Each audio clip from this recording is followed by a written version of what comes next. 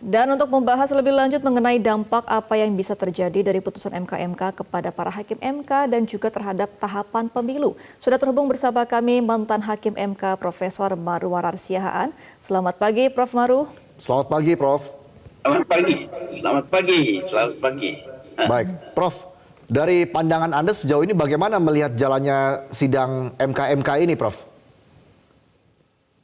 Ya, kalau kita ikuti dengan cermat ya sepanjang MK menjalankan tugasnya, kita sebenarnya sudah secara terbuka ditunjukkan oleh Pak Jimli apa yang terjadi, dan sedikit banyak juga kita merasakan apa yang akan diputuskan oleh MK itu ya kurang lebih ya sesuatu yang tidak mengejutkan lah menurut saya ya. Ini tafsiran saya saja. Oleh karena itu ya mungkin putusan MK nanti akan melakukan suatu kesimpulan bahwa ada pelanggaran etik yang dilakukan ketua. Saya kurang tahu hakim 4 lain apakah ada yang melanggar lagi. Saya panjang itu saya belum mengamati sesuatu yang petunjuk yang nampak dari wawancara Pak Jimli. Tetapi juga saya melihat dan mungkin merasakan dari apa yang terjadi itu bahwa tidak akan ada juga kejutan, misalnya keputusan majelis akan misalnya melakukan suatu usul pemberhentian terhadap hakim MK karena adanya pelanggaran etik yang telah disimpulkan itu. Oleh karena itu ya apa yang mungkin menjadi suatu harapan untuk bisa memulihkan marwah MK itu saya tidak merasakan, tetapi mudah-mudahan saya keliru bahwa nanti akan ada justru kebalikan dari apa yang saya pikirkan dan saya rasakan. Oke, Prof. Saya kira Artinya ini memang, Prof. Maru, Anda melihat artinya memang ya. menganulir putusan adalah sebuah hal yang patut dihindari atau seperti apa, Prof? Lah kalau itu memang tidak ada suatu kewenangan majelis kehormatan untuk masuk di dalam suatu putusan Mahkamah Konstitusi, karena itu adalah sesuatu yang ditetapkan di dalam konstitusi atau undang-undang dasar dan undang-undang Mahkamah Konstitusi sendiri. Sedangkan majelis kehormatan itu adalah suatu organ yang dibentuk untuk mengawasi pelanggaran-pelanggaran etik.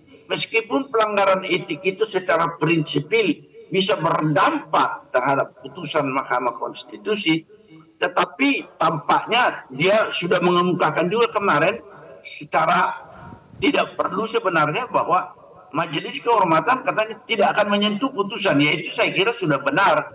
Tetapi ya itu merupakan indikator juga bagi saya bahwa nanti tidak terlalu mengejutkan apa yang akan diambil oleh majelis kehormatan sebagai keputusan yang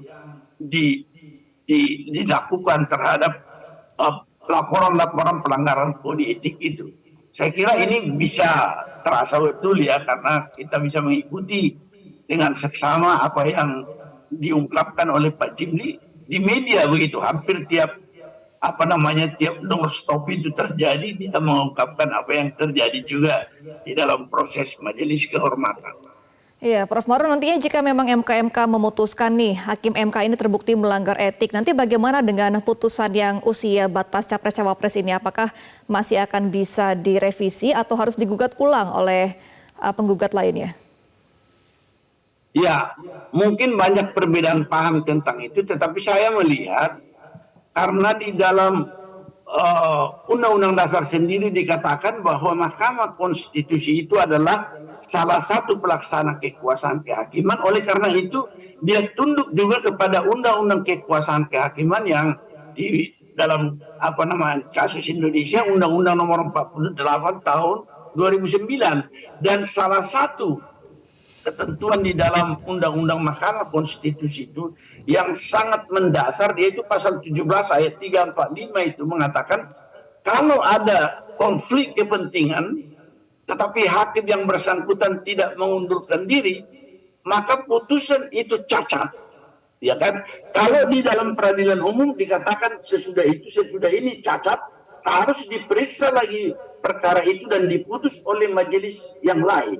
Nah, di dalam kasus Mahkamah Konstitusi bagian terakhir ini tampaknya bagian yang dikatakan sebagai lex general, artinya ketentuan umum yang tidak selalu kita tafsirkan di berlaku untuk MK, karena MK itu adalah hanya satu majelis hakim. Artinya kalau tidak ada majelis hakim yang lain, ketentuan yang mengatakan dia diperiksa lagi oleh majelis yang lain, itu artinya bahwa cacat putusan MK itu langsung menurut saya secara hukum dan konstitusi dia dibatal sebenarnya demi hukum, atau istilahnya itu void ab initio, dari awal tidak dianggap ada. Tetapi ini kan pandangan saja, bagaimana nanti perkembangan selanjutnya kita akan lihat. Oke, ya kita akan lihat bersama Prof. Maru. Tapi jika MK ini akan melakukan terobosan hukum begitu ya, dengan membatalkan putusan MK, apa dampaknya bagi tatanan konstitusi di Indonesia, Prof? Saya kira itu akan mengobrak-abrik konstitusi juga, karena kewenangan konstitusional itu tidak ada terhadap majelis kehormatan, tetapi suatu wewenang yang didasarkan pada konstitusi. Putusan MK itu langsung final and binding. Tetapi satu hal yang terlihat tadi, kalau dia melanggar etik, konflik of interest, dan hakimnya tidak mengundurkan diri, itu dengan tegas dikatakan bahwa putusan demikian cacat. Dan saya tafsirkan cacat itu artinya sejak awal dianggap tidak ada void ab initio. Tetapi kalaupun ini tidak merupakan sesuatu hal yang membawa kepastian, ketika KPU sudah merubah peraturan KPU tentang syarat calon presiden dan calon wakil presiden, maka peraturan KPU yang mengadopsi putusan MK itu justru bisa dibawa ke Mahkamah Agung, diuji di Mahkamah Agung apakah dia benar atau tidak sesuai dengan undang-undang yang ada, yaitu Undang-Undang Nomor 7 Tahun 2017. Ini merupakan sesuatu hal yang bisa berputar lagi, tetapi yang paling pokok sebenarnya kepercayaan terhadap Mahkamah Konstitusi menurut saya hancur lebur. Lepas dari apa putusan daripada Majelis Kehormatan, bagi saya untuk mengembalikan marwah Mahkamah Konstitusi, 5 hakim yang memutus mengabulkan permohonan tentang perubahan usia atau menjadi syarat yang lain, maka itu adalah sesuatu yang betul-betul bertentangan dengan konstitusi, bertentangan dengan sumpah jabatan hakim, bertentangan dengan hukum acara di Mahkamah Konstitusi. Kalau bagi saya ini menjadi taruhan sebenarnya, karena keberhasilan MK itu di dalam mengawal konstitusi, khususnya demokrasi dan pemilu, dia harus meletakkan diri secara independen dan secara imparsial. Dan oleh karena apa yang dikatakan demokrasi harus dikawal oleh hukum dan konstitusi, kalau mereka masih ada 5 di sana yang tidak lagi memperoleh kepercayaan, agaknya sulit kita melihat ke depan bagaimana pelaksanaan daripada pemilu yang luber jurdil ketika sengketa pemilu nanti, terutama sengketa pilpres, akan dibawa ke MK, ke Mahkamah Konstitusi.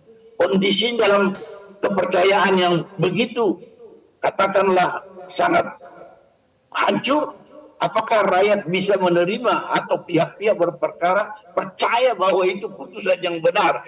Inilah sebenarnya dampak yang tidak dipikirkan oleh bapak-bapak hakim konstitusi yang 5, yang menurut saya dalam pertimbangannya boleh saya katakan agak mengada-ada, terutama sekali ketika dia melanggar pasal 60 Undang-Undang MK itu. Saya pikir ini menjadi sesuatu hal yang tidak seharusnya dilakukan oleh hakim Mahkamah Konstitusi, lepas bagaimana sebenarnya proses, apakah ada ya, Prof. Maru tadi kan juga mengatakan mengenai soal keputusan KPU juga ya, Prof. Maru. Nah, hari ini kan keputusan MK terkait etik dari hakim, sedangkan besok juga penetapan nih dari KPU untuk paslon yang akan berkontestasi di Pilpres. Ini akan berpengaruh nggak? Atau mungkin ada unsur kesengajaan juga, harinya berdekatan gitu? Ya, kalau berpengaruh sih akan berpengaruh, tetapi bagaimana? Kalau kita dengar tadi pidatonya Pak Jokowi kan, kita harus memusatkan perhatian tidak lagi kemana-mana, tetapi kalau bagi saya masalah hukum itu sebagai pengawal demokrasi Kalau sudah demikian kondisinya, mau tidak mau kita akan menjadi sesuatu, akan melihat sesuatu yang katakanlah di luar rel.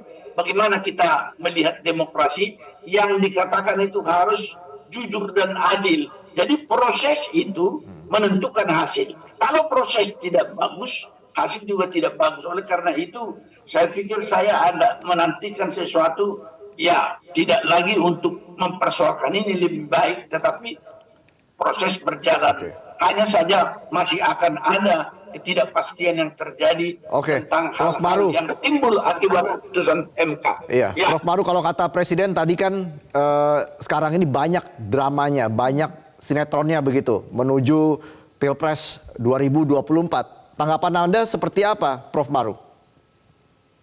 Ya, kalau itu saya kira di bidang politik kan itu sudah lumrah lah ya. Kalau namanya ada kontestasi, banyak apa yang dikatakan drama ya adalah untuk bagaimana memenangkan suatu pasangan calon, khususnya kalau dia presiden dan wakil presiden. Tetapi bagi MK, ini dia adalah suatu jabatan atau suatu institusi yang mengawal dengan jujur dan adil, maka dia harus bisa mempertahankan apa yang dikatakan independensinya dan Oke. imparsialitasnya, supaya dia bisa menelurkan putusan yang diterima oleh semua pihak. Dan ini akan menjadi masalah besar ke depan. Saya kira trust, kalau suatu peradilan kehilangan trust, bisa terjadi anarki sebenarnya. Tapi Anda melihat Itu tadi. Hakim MK saat ini terlibat dalam drama-drama tersebut tidak, Prof? Ya, kalau yang saya perhatikan 5, saya sudah membaca. Kalau saya katakan saya melakukan legal and constitutional audit terhadap putusan MK nomor 90, saya menemukan pelanggaran banyak, bukan soal drama lagi. Tetapi mereka tidak mampu menegakkan independensi dan imparsialitasnya, sehingga di sini yang menjadi taruhan adalah apa yang dikatakan pemilu yang jujur dan adil itu ke depan seperti apa. Kalau wasitnya juga tidak mampu menegakkan kejujuran dan keadilan yang menjadi tugas konstitusionalnya, saya kira ini yang menjadi masalah besar. Baik, Prof. Maru, terima kasih Prof. Maru atas penjelasannya di Metro Pagi Prime Time. Salam sehat selalu, Prof. Jelajahi cara baru mendapatkan informasi. Download Metro TV Extend sekarang.